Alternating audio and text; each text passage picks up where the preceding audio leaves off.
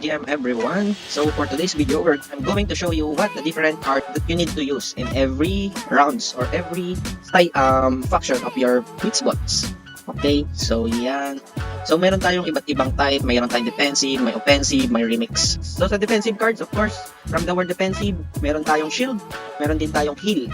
Also itong inaano ng karamihan, stalwart. What is stalwart? Stalwart is gain 20 shield power and 1 debuff immunity. It means guys, kapag in-stun kayo ng kalaban, hindi kayo mai-stun. Depende na lang kung may burn damage na nauna before the stun.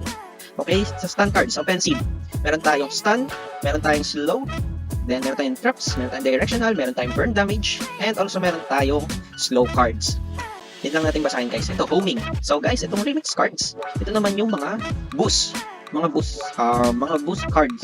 Deadweight. What is deadweight? Ito yung kapag lalagpasan na kayo ng kalaban, use it guys, use it. Para medyo may stun siya and may slow. Then also mga speed cards. Nitro, shock rocket, signal boost, slow mo. Ibig sabihin guys, may slow mo yung kalaban mo. Okay?